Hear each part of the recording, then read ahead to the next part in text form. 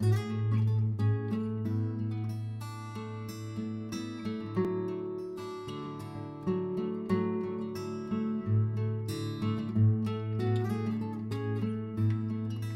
evening, everyone. I'm Kevin from St. Stephen's College. I'm your moderator for today. Thank you, everyone, for joining with us tonight in the 10th session of the Secret of the Circle webinar series with International Labour Organization. The agenda for tonight's session is on the topic Sound of Silence, Cry of Innocence. What next in the child labour eradication crusades in the aftermath of COVID-19? We are glad that we are part of a webinar series. Notikums Event Management Pvt Limited is a student-led initiative led by a team of students from various universities in Australia, Canada, India, Philippines, Saudi Arabia, UAE, UK, and USA to facilitate dialogue on some of the most important questions that the third world is faced with right now. The vision behind the Secret of the Circle webinar series is to set up a deliberative space that will enable conversations to occur without a power hierarchy, offering space for different voices to be heard, simulating in the form of a circle that stands for unity, harmony, and equal consideration of all the participants. We believe that the platform will create a free flow of ideas that will allow the youth to ask relevant questions and embark on a solution-seeking journey. Before we start the session, there are a few points for you to keep in mind. A. Please keep your microphone off for the entire duration of the webinar so as to not disrupt the proceedings. Then, there will be two parts of the session, the speaker session on the topic, followed by a question and answer session at the end of the talk. Joining with us tonight in this day is Mr. Giovanni Soledad. Sir is the Chief Technical Advisor of the Asia Regional Child Labour Program, ARC, of International Labour Organization.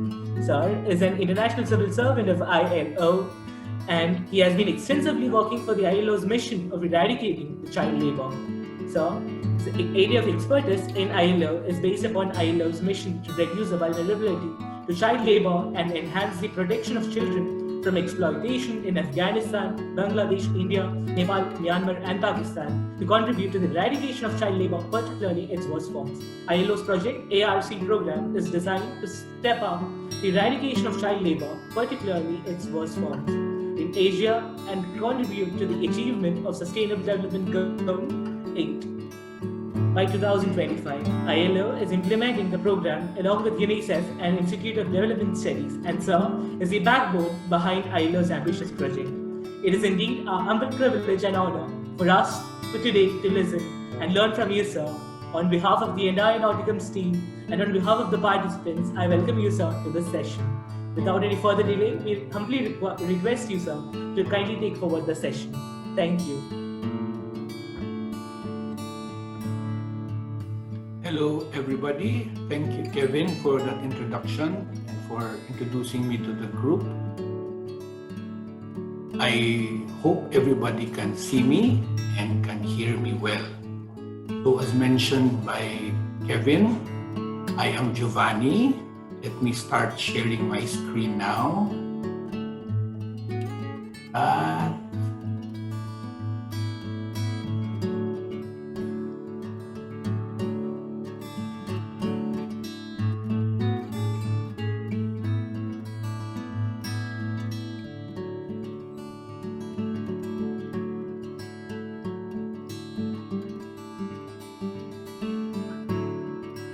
Can everybody see my screen?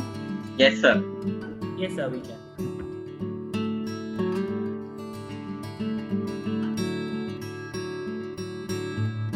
Is it still the same screen? Yes, sir, it is the cover. Okay. Yes, so again, greetings to all of you. It is evening on my end. It might be afternoon or morning wherever you are. I hope you are all well and safe. First of all, allow me to congratulate the group of Kevin Notikums for organizing this group. I also laud the organization for being a platform for the discussion of key issues and the promotion of employment generation among the youth, especially among LGBTQIAs. Sorry. As mentioned already, I am Giovanni Soledad. I'm a Chief Technical Advisor of the Regional Child Labor Program. It covers 5 countries in Asia and 1 country in Southeast Asia. Before that, I was assigned in Africa, and I am a Filipino, so I've done work in my home country, the Philippines, as well. I hope there are Filipinos in this forum tonight. The title given to me was Sound of Silence, Cry of Innocence, What Next in the Child Labor Eradication Crusade in the Aftermath of COVID-19. Pardon me, I'm still trying to adjust my screen here. Okay, keeps moving. Yes. I have, for my presentation though, named it COVID-19 and Child Labor, a time of crisis, a time to act. This comes from a report published jointly by ILO and UNICEF on the topic there. I found it apt as the name of my presentation tonight. So let me still trying to get used to the controls. There, okay. So to start with, allow me to share with you a video, a music video in fact, by a group called Radiohead. I don't know how old you people are, the audience. I don't know if you've heard of Radiohead, but it is a song that was part of an MTV campaign against trafficking and slavery. So I will play this now. Please tell me if you cannot see or hear it.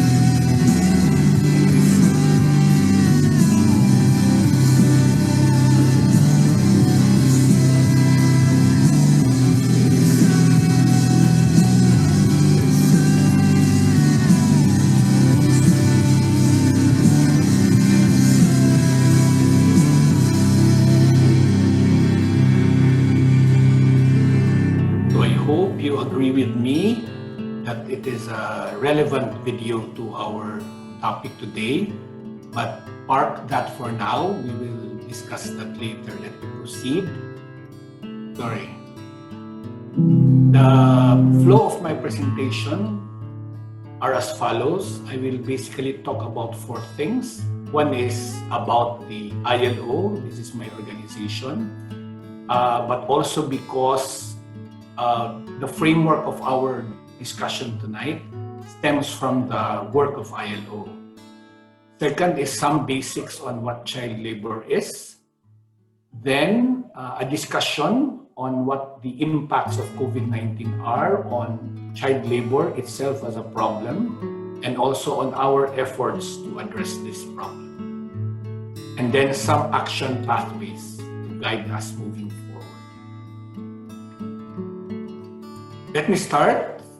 What is the ILO? As mentioned earlier by Kevin, I am part of the organization.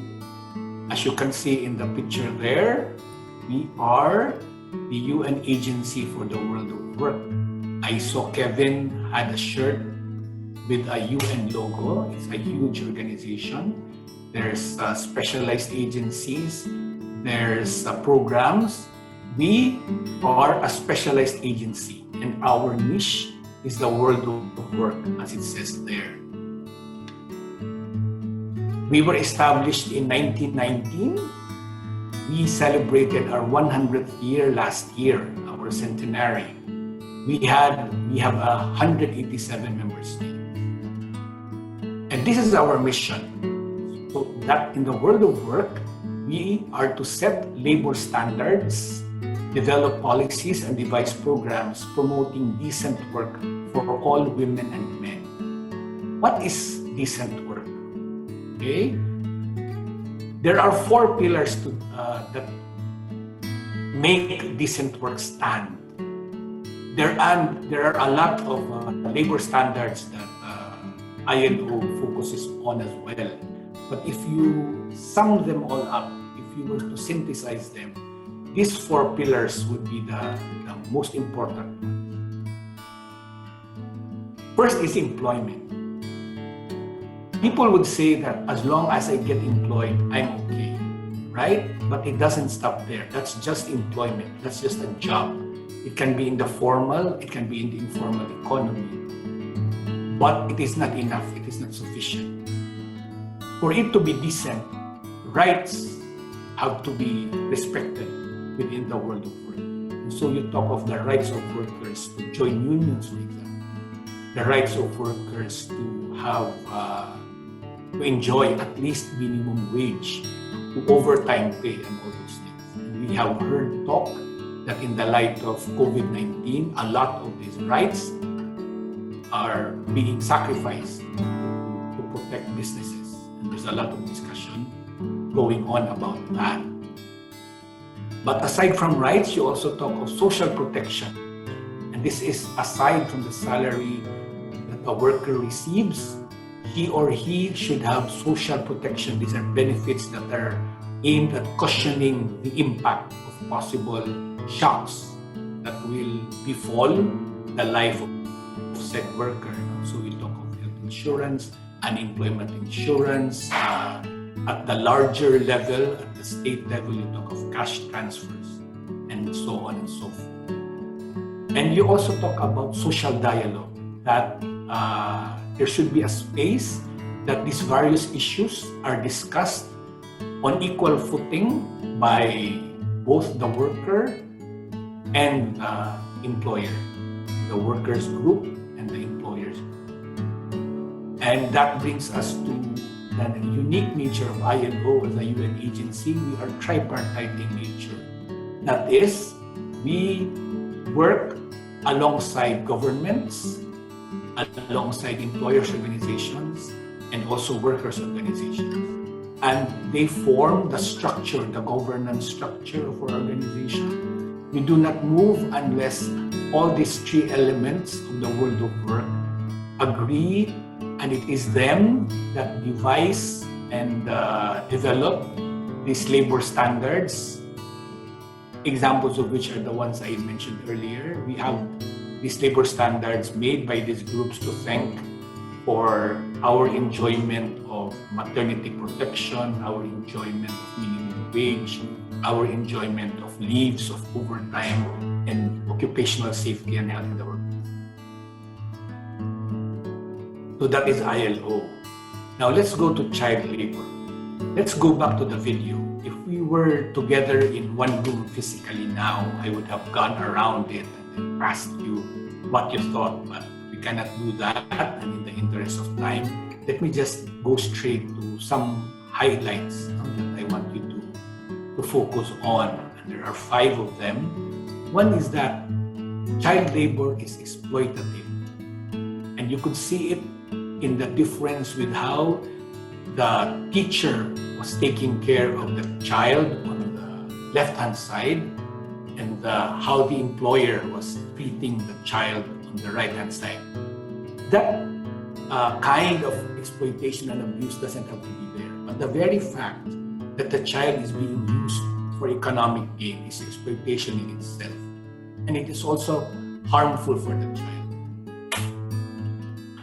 The second is that, and you can see it clearly there, the contrast between the lives of the children, is that child labor competes with schooling, right? And some people would say it's okay for a child to work as long as he or he goes to school. But in our studies, it has shown that something has got to give in a dilemma such as that.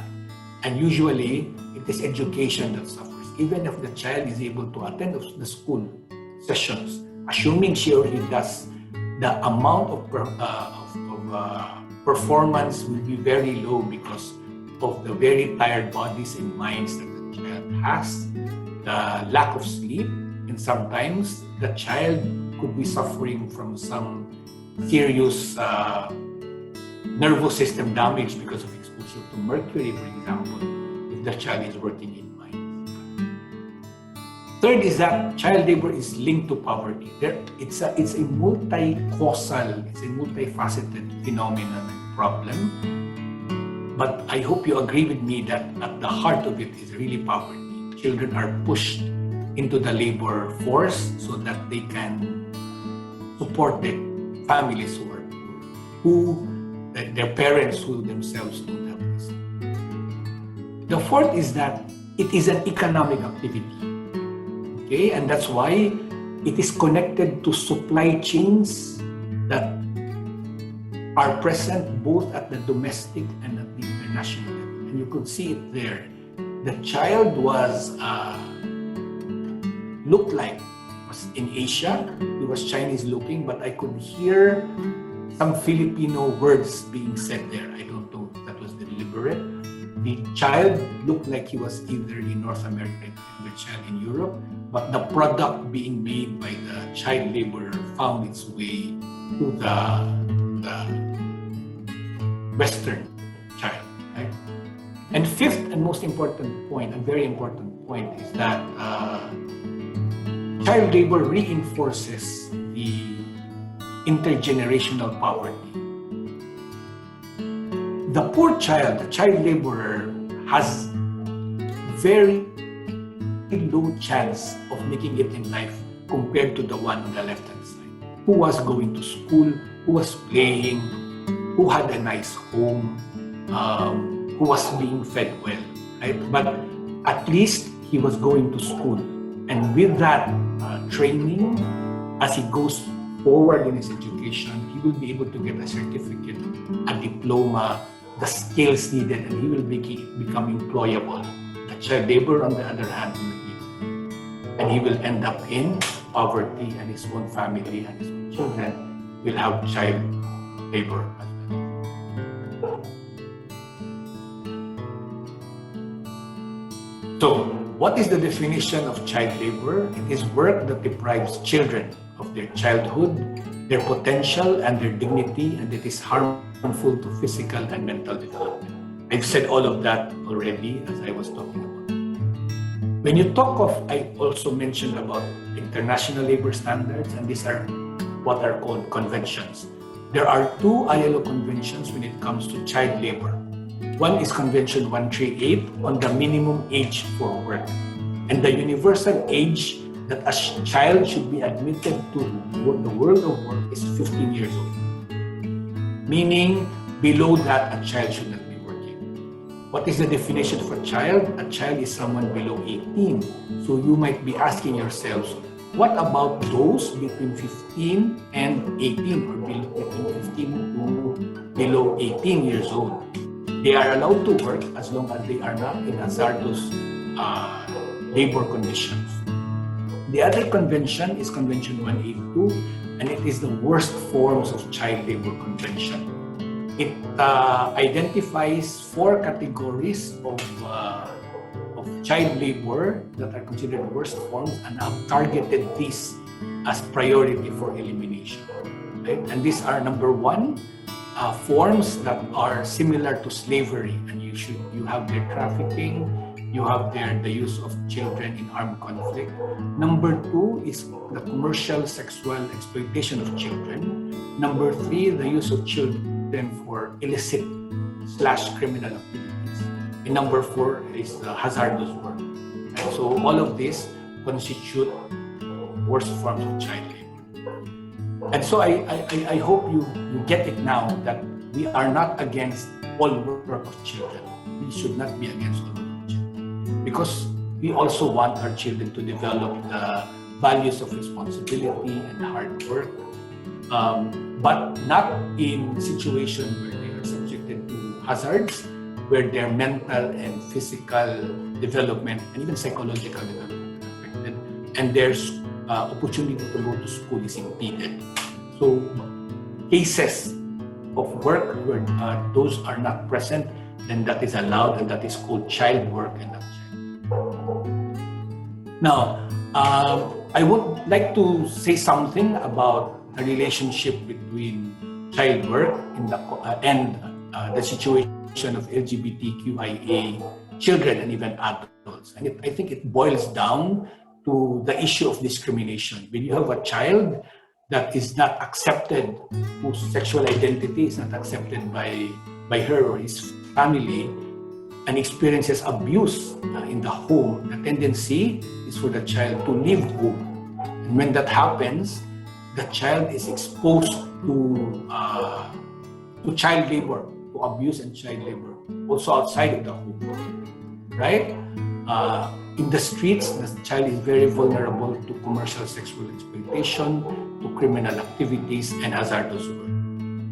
It is the same when the child is also not accepted in school and experiences bullying, is not understood by the teachers, or even if there's a policy of the school that does not accept the child for who or she is. And so the child stops schooling, and then we go back to that cycle of children not being able to go to school, and so they end up not having decent work, and the cycle continues, right? But it can also be related to the life of adults who have this sexual identity, because you have situations where communities and societies as a whole also do not accept LGBTQIA+ people, those who identify with it, and so they do not get the social protection, the benefits, do not have access to the same social programs that others have, and as a result, their families suffer, right? And they live in economic hardship, and when there are crises like the pandemic we are experiencing right now, the children will now be forced to work because to contribute to the income of the family. Let me move on. Let me just inform you that in the fight against child labor, we have global campaigns. Kevin alluded to this. SDG Target 8.7, the Sustainable Development Goal target, is under goal number 8 on decent work. And SDG Target 8.7 is on the full elimination of child labor, not only the worst forms, worldwide by 2025, and we're nearing the target, and we will talk about the pandemic later on and how that will affect our capacity to meet the target. There's also what is formation called Alliance 8.7, which is the movement which is working for the attainment of SDG target 7. And towards that end as well, the UN has declared next year, 2021, as the year of the elimination of child labor. Let me share some key figures, and this is from a report published in 2017. Yes, so that is the number you have, 52 million boys and girls all over the world engaged in child labor. 73 million of them are in hazardous work. In terms of prevalence, you can see there that the one with the highest percentage is Africa. Now, of the 152 million children, more or less, more boys, but 58%, and then some girls, 42%. Surprisingly, this wasn't the trend in past years, but 5 to 11 years old make up half of the population of children who are in child labor. 5 to 11 years old. These are little ones. These are the ones that should be in school. These are the ones who do not have the bodies to bear the burden that they go through. Most importantly, though, I want to point your attention to agriculture there in terms of economic activity. Most of child labor is in agriculture, 71%. And note that this is a sector of the economy that is heavily informal. And what is in the informal economy? You seldom see regulation there. You cannot even see government entities, government actors entering that world because they are unregistered, they are unregulated, they are not covered by laws, right? And so that is where child labor and other labor violations thrive, in the dark, when they are invisible, right? And they are there. So it is really a difficult fight we are fighting, as long as informality is part of our economy. Now, let me go now to what the impacts of current pandemic are. But let me start with how it has impacted the world of work and the different social programs that are supposed to ameliorate the lives of the vulnerable in our society. Let me start with a diagram. Now, like I said a while ago, I am not saying that poverty is the ultimate cause or the only cause of child labor.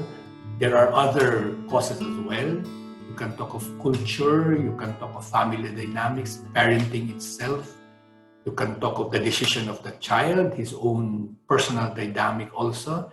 But I hope you agree with me that poverty plays a big role. And if you follow that line of thinking, those who are poor would most likely push their children, whether on the child's own volition or as a decision of the family, or perhaps in a forced manner, the child goes to child labor. And as a result of that, the child is not able to finish education. Like I said, there are cases, of course, where a child working is able to finish school, but our studies have shown that there is a tension between the two. There is competition. And in the end, it's schooling that is sacrificed. And we've seen that happen over and over again. Now, when the child does not have education, is forced to stop schooling, he or he enters the age of youth as a young person, as a young woman or man, without having decent work. And this is, remember, this is the first step of the young person to the world of work. And already, she or he cannot find a job that is decent, that she or he likes, that gives her or him the protection, both in terms of security and protection that is needed, right? And because of that, the transition to decent work as an adult is also affected, and also now the capacity of that person to take care of a family well, in terms of decent living conditions is also affected, and the cycle continues, right? That's the intergenerational cycle of poverty there, of education and poverty, and you add the element of child labor. Now, all of these have been impacted by the pandemic. Right? So some key figures here. Note that the data is from quarter 2 of 2020. Okay? An estimated 400 million full-time jobs have been lost as of quarter 2. In the Philippines, we are estimated to be around 110 million. So let's say we are 100 million. And that's a lot of people living in a congested country. Multiply that by 4. That's the number of people you have that have lost their job. Because of lockdowns, working hour losses, meaning are at 17.3%. That is compared to the baseline of December 2019. These are the reduction of working hours, and thus also the reduction of incomes. If you translate that into full-time jobs, that is equivalent to 495 million full-time, the working hour losses. We talked about the informal economy. 1.6 billion informal economy workers, around 76% of the global number, are in the hardest hit sectors. And these sectors are accommodation and food services, manufacturing, trade, real estate, business activities. This has translated into 60% decline in earnings for these kind of workers, and this is where the child laborers are. I mean, these are the parents of the child. We talked about youth employment. 4 out of 10 young workers are in the hardest hit sectors as well. And studies have shown that a lot of young workers are in the informal economy. Just to flag that in all of this, as this pandemic exerts its pressure on everybody, 44 billion people throughout the world, 55% of the world, are without social protection. There is no cushion to protect them and secure them and make them safe against it. There is also the situation of declining remittances from workers, from family members who are working outside of the place or of the country. And as a result of that, these people have gone home looking for jobs that are not there, right? And that exerts pressure on the children to contribute to the household. Now, talking of migration, there's also the situation of forced returns, where you hear of stories and cases of people getting stuck in evacuation centers or being stuck in halfway houses without having nowhere to go because they have been forced to go home, but they cannot go home yet. And so the situation for child labor and increased poverty is also very ripe. And there is a looming credit crisis. The first line of defense of a poor family to make it on a daily basis, to survive on a daily basis, is to have access to credit, but that is possibly not available right now. And so because of all of this, the people in extreme poverty, which are those living less than $1.90 per day, is expected to rise between 20 million to 40 million. In 2020, that is on top of the 689 million already considered to be in that situation. Schools have shut down, affecting 90% of learners, or around 1.6 million students. And to make matters worse, the social welfare workers are supposed to provide help and support to these vulnerable populations are themselves locked down, so they cannot do their jobs. Let's go to, and there's also pressure on public budgets and international aid. Priorities of countries right now, whether you are a receiving country or a giving country, is on protecting your own people, is on securing, addressing the health crisis, and then securing the money to get the vaccines that you need, right? Child labor, child rights, even human rights issues at large have been put on hold for now, for some at least. And that is troubling because most of the work on child labor is funded by international aid money. And we might experience a decrease in this kind of aid, and that will hamper the capacity of the movement to address the problem and meet our target. Let me go now to, this is a picture of children working in brick making in Madagascar on the direct impacts of COVID-19 on children and the situation of children. I come from the Philippines. We have just gone through one typhoon after another. There were 5, I think, in a span of 2 weeks or 3 weeks. 3 of them were very strong ones. People were forced, evacuated to evacuation centers. It's a very sad story, but that's part of our life in the Philippines. And I have seen with my own eyes and to the work I have done here that whenever there are calamities, child labor also happens.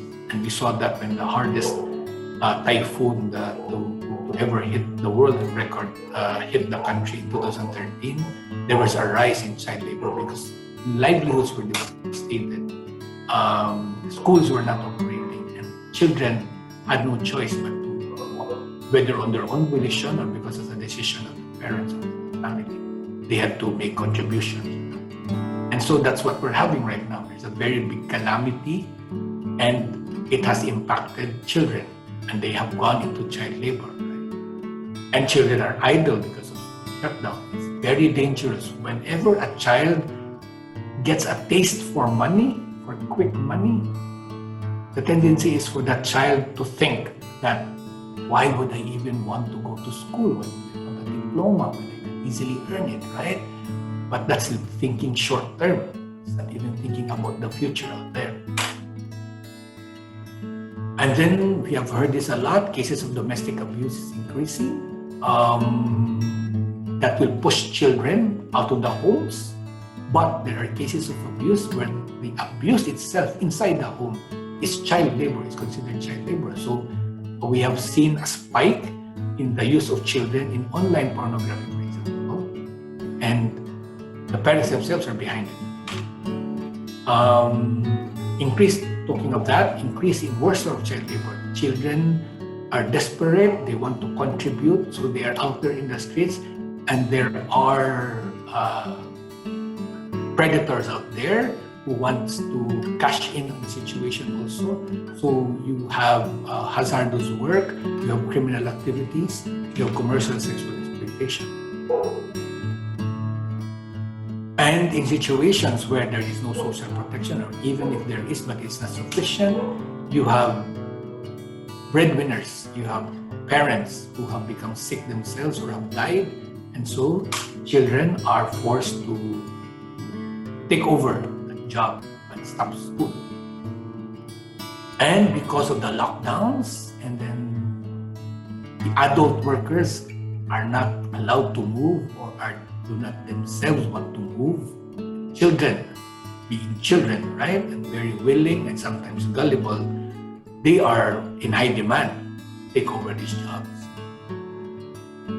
So we are fearful that decades of work in our fight to eradicate child labor from the face of the earth will be affected, will be lost even because of it. And I would like to say also that the pandemic is not yet done, it's still raging. And all these numbers, number one, all these numbers I've been talking about is not the final picture. It might get worse down the line. And that, number two, while we are still in the midst of it, those of us who have the mandates to deliver these services and do the work are still experiencing the challenges posed by the lockdown as well. Right? So here are some action pathways. Let me start with what is the ILO approach. Don't be intimidated by that. This comes from years of experience of the ILO in this arena. Like I said, it's a very complicated problem, child labor, and the solution as well should be multifaceted. I just want you to look at the inner circle there, the second layer and the 4 colors. It starts with the yellow one there, which is empowerment and representation. The child, his family, his community has to be empowered and has to receive the necessary social protection programs to have access to education, to have access to social protection, for the parents to have access to livelihood program. And why is that? Because the key to addressing child labor at that level is to replace the income that is lost when the child leaves child labor. Right? But it is more than that. It is also these communities organizing themselves. And this is key to changing the informal economy and transitioning them to the formal economy. So it is at this level, the lowest of levels, where the phenomenon of child labor is, that you should address it. And this is that category right there, empowerment and representation. But that is not sufficient, because that will not be sustained if the one in blue above is not present. That is public policies and governance that these are structures of the life of a country and even at the local level that prohibits child labor and sets up mechanisms that it is able, the country is able to detect cases and refer them to services. But you also need knowledge and data, right? The green color right there, to inform your work. Like I said, it is invisible, it is the informal economy. There's different forms that are emerging, especially now. We need to know these things. What are the actual numbers? We need that for budgeting. We need that for allocation of funds. And then you have partnership and advocacy. You cannot do this alone. I talked about social dialogue in the beginning. In my experience, no single agency, no single community, not even a single family can solve this. There has to be a broad alliance of like-minded actors. No, having said that, these are some of the recommendations that have been put forward in the context of COVID-19. Now, like I said a while ago, while I share with you these things, I cannot even say that I have been involved in their pursuit, because I myself, as I'm working from home right now because of the situation, and we have programs ongoing all over the world as an ILO, but the lockdowns are in fact hampering our operations. So in the short term, these are the suggestions. It's really to raise awareness, to make child labor and the issue of child rights a topic that is still at the heart of everyone's minds, even though there is a pandemic raging, especially so that there is a pandemic raging. Cash transfers could be conditional, could be unconditional, something to bridge the gap that's existing right now because of the lost jobs and the lost incomes. We need rapid assessments on the impacts of COVID-19 on child labor and other related phenomena, so that we can respond better. Livelihood interventions for vulnerable households, for the adults therein. Then capacity building of duty bearers and enforcers, so that their work also has a child labor lens. As they go around and go about their work, they are able to detect cases of child labor and able to do the right thing. Right? And also very important is to designate social welfare work, those work that is done by those that deliver essential social services to the vulnerable, is also considered essential, and it's important that when they do their work, they are also accorded protection. In the medium term, it is recommended to do research on emerging forms.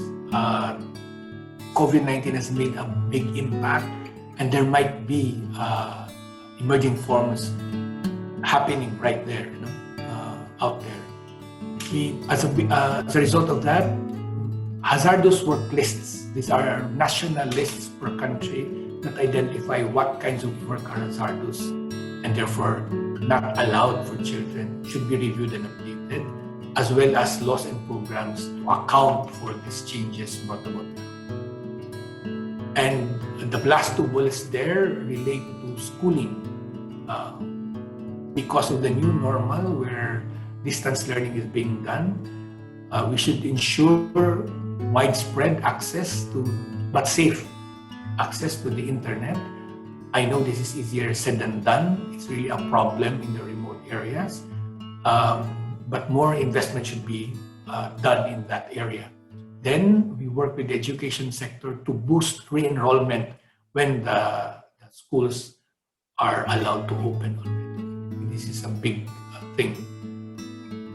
And then in the long term, and this is part of building back better, right? The education, the investments we have done and the measures we have done for vulnerable populations now in the areas of education, social protection, health, and even economic incentives like cash transfers have to be institutionalized, have to be continued, because these are needed for future crises and calamities like this. We just heard Bill Gates say that it might take 20 years, but it might take also 3 years for the next pandemic to come. And then while we're at that, we also institutionalize innovative methods we have started right now, part of the new normal, like distance learning, the conduct of virtual trainings and monitoring. Right, so that ends my presentation. We still have a few minutes to do Q&A. Let me just end with this quote from Nelson Mandela: "Children are our greatest treasure. They are, in fact, our future, and those who abuse them, they're at the fabric of our society and weaken our nation." We're experiencing the pandemic, and that is the short term, and that is before us right now. But we should also not sacrifice the future, and that is the children, right? And I give a special challenge to the group to use the platform you have, which is in events organizing and organizing these discussions, to spread the word about the need to address child labor urgently. And number two, to also dig deeper into this and even open up this space on child labor and LGBTQIA+ children. Okay, now let me end with this another video. This is by Kids United, a French singing group of children, and this is the official theme of the 2021 year for the elimination of child.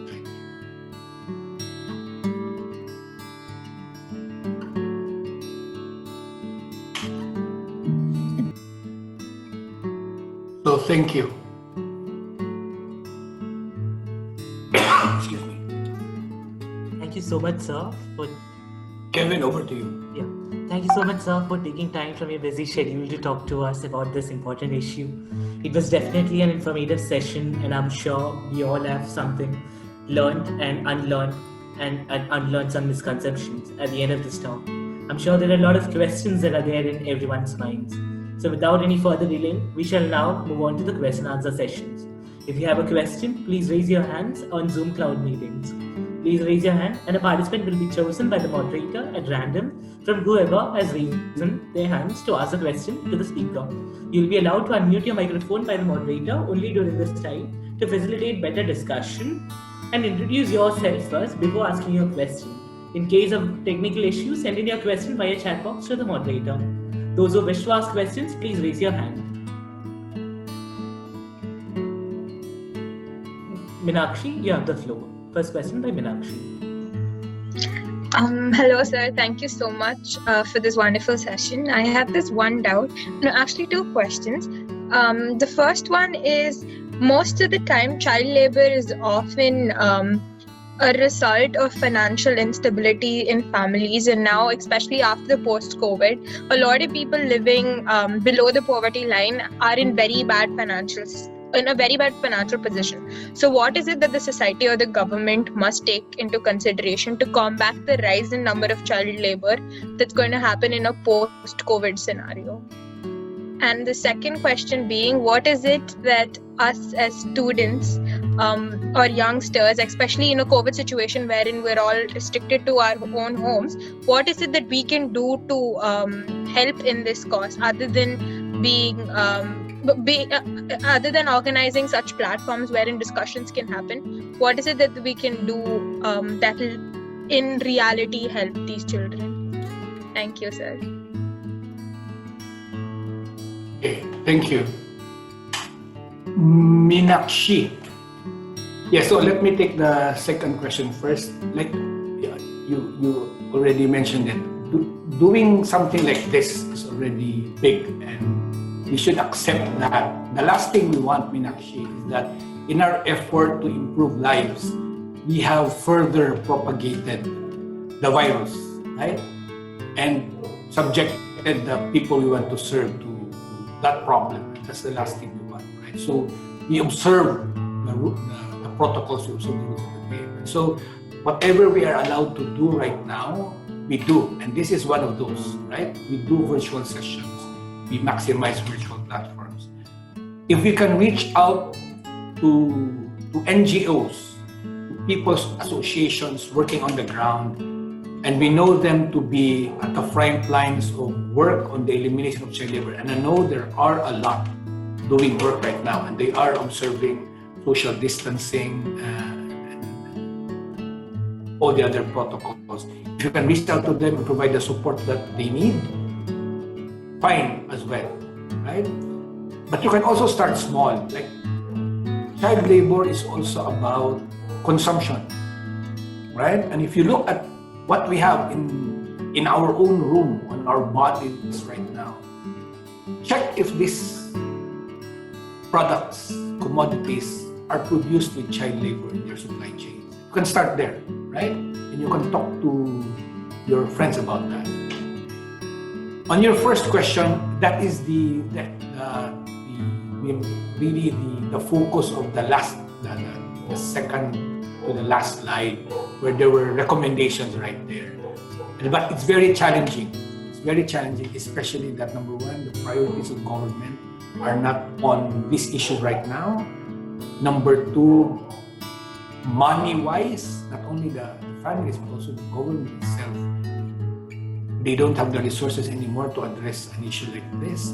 And then the people who are supposed to deliver the services are also in a state of lockdown and are not in the front lines like the health workers. So we have that situation. We can call on the government to do their part, but we do so in a diplomatic way because they are under pressure right now, and we understand where they're coming from, right?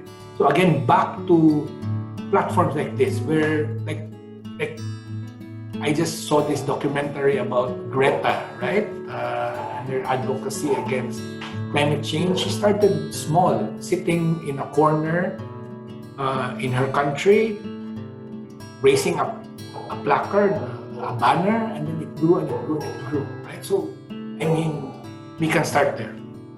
For now, at least, right? I mean, we gather the energies, we gather the interest, we gather the force, so that once we are allowed to do these things, we will become strong and in a better position. I hope I answered the question. Thank you, sir.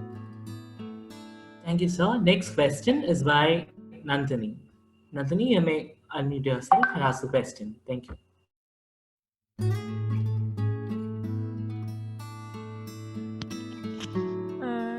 Good morning, sir. I am Nandini Arora from Harvard School, Harvard Business School. I would like to ask you, what are the main obstacles that we are facing in achieving the 2025 target of ARC?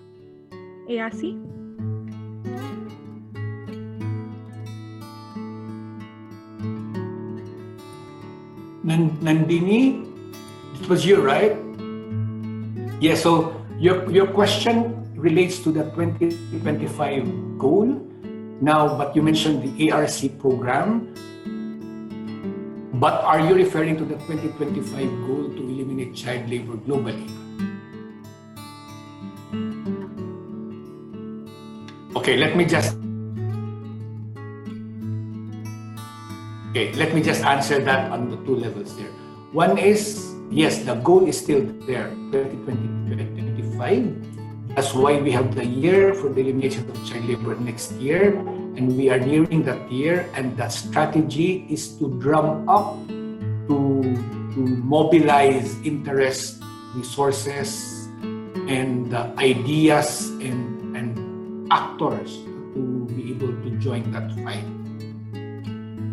As where we are right now, it looks bleak because the target was set without COVID-19 in the place. But now it is there. It has affected our capacity. But we remain hopeful. We remain hopeful. And as part of building back better, learning from this crisis, we are still committed to that. Now, as far as our own program is concerned, it is a 4-year program. It will end in 2024, and like the Sustainable Development Goals, it was designed with COVID-19 not in sight, right? So right now we are adjusting, we are recalibrating.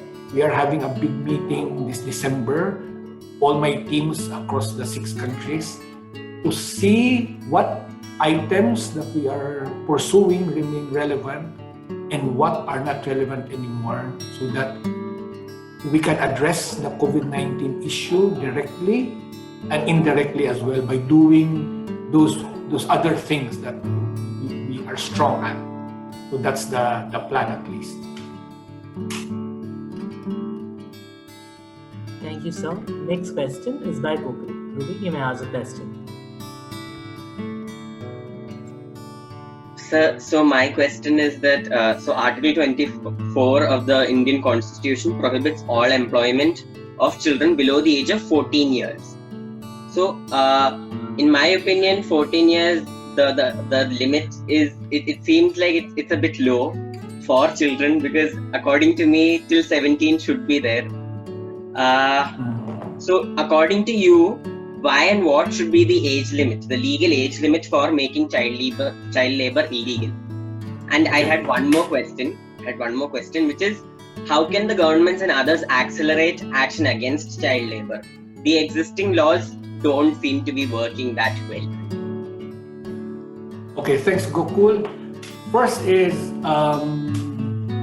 on the minimum age. I mentioned that the Convention 138 sets it at 15 universally, but there's an exception clause, and that is countries which consider themselves or they declare themselves to be lacking in the social infrastructure, including education, to meet that standard can move it lower to 14, right? Okay, so I think that's what India did. Number 2, it's a very complicated setup, and it's a very complicated world, this negotiation of child labor laws, because these have impact on trade. These have impact on the lives of adult workers as well. When you talk of child labor, you don't talk only about children, because whenever children are working, that means they are taking away work that is supposed to go to adults, right? So there is, and so that's why some developed countries are very interested in the elimination of child labor, because they want the playing field to be level, to be equal. Same thing with the negotiation of minimum age, for example, or what is considered as hazardous work, because that will have economic impacts as well, not only domestically, not only nationally, but also internationally. For example, when you designate agriculture as hazardous work, there could be buyers or states or companies outside of your own country which will not be buying that product anymore because it is considered as being produced by child labor, right? So how you identify these things is also important, and there's a negotiation going on all the time between governments and industries, right? So it's very complicated, and that's why even if you say India should move it from 14 to 15 and further to 17, it's easier said than done, because there will definitely be a pushback. Okay? Second, on acceleration, I want to talk about the case of Sri Lanka. Sri Lanka has been able to reduce child labor to the barest minimum, 1%. And the key ingredients are a clear laws, programs, and we're talking of whole of government here, right? It's a national approach, right? And it's a commitment. There's laws, relevant and correct and effective. There's programs, and there's not just programs. These are programs that tie different ministries together, different areas of work together. And three, and very important, I've been around, right? You have governments which have programs and laws, but they don't put their money where their mouths are. Sri Lanka has done the investment. And I think that's a missing piece in some of the work of countries and governments on it. So that could be a key to acceleration.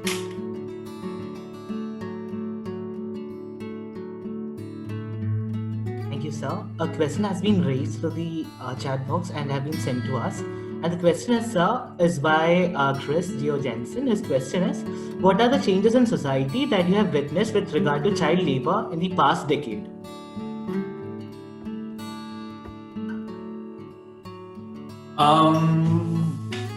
The changes in society, I would say, there is growing awareness about how child labor shouldn't be allowed.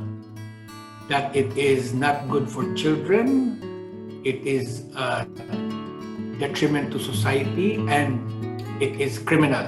It goes against laws, right? And that is good if that level of awareness is already there. Second is that the levels of commitment are high, but I think what is still lacking is the commitment to fund these programs against child labor and to integrate efforts to have what is called a whole of government in a multi-partite approach to them. Third is this focus on supply chains now. Before, you did not mind, right? You had, 10 years ago, we had cell phones. We had already. Yes, we had. There was not that consciousness that even by the companies selling these gadgets themselves, like the Samsungs and the Apples, right? That they were using parts that were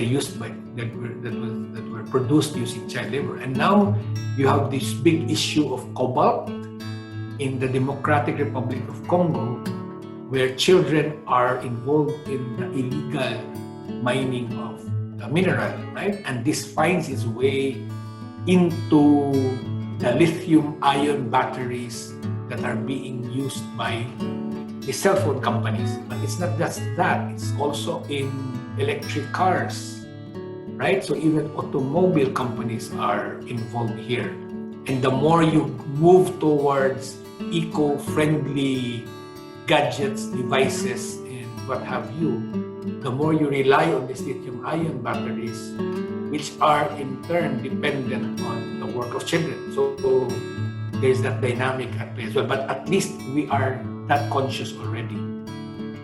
So these are changes I have seen in the past.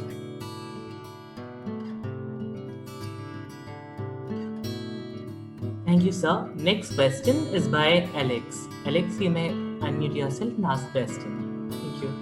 Hello, sir. This is Alex. I'm from 𝗤𝗏𝘁𝗲𝗏 University, Philippines. I have a very basic question. Like generally, the works that aren't good for children, and what are the exact definition of works that that aren't considered good for children in terms of child labor. Because in India, if someone is working at a hotel or a local dhaba where food is made and cooked for daily wage workers and child is working over there, that is often not considered child labor in India. So what is your definition? And I have a follow-up question I'll ask later. Okay, thanks, Alex. Yes, so as I mentioned a while ago, we go back to the conventions of ILO because this constitutes what is the international labor standard. And as a standard, it's like the floor, if you will. The task of the country now, if it has ratified this standard, is to at least meet the standard, but go higher if it can, if it has the capacity to do so, right? Now, setting the minimum, okay, there are many elements at play here, Alex. One is setting the minimum age. Like I said, it's 15, but if India sets it at 14, then that is it, that's the rule. So you ask yourself, if you see that child, what is the age of the child? Right? If the child is below 14, in the case of India, then automatically that child is engaged in child labor. Okay? Number two, but you have to ask the question yourself, right? How has India appropriated the international standard to its own context? So we have to read the law. I'm citing the international standard here, but I don't know how India has followed it and applied it to the context. So the first question you ask is, how old is the child? Second, if the child is from 14 to 17, that is between the minimum age and the age of majority, which is 18, right, universally also. You have to ask is if the child in hazardous work. If the child is in hazardous work, then he is in child labor. If he is not, and he is going to school, right, he is preparing himself, then definitely he is in child work and not in child labor. But you ask yourself, what is hazardous work then, right? The ILO convention defines what hazardous work is globally in general terms, but it leaves it to the country, given the context of the country, to define in specific terms what is hazardous for it.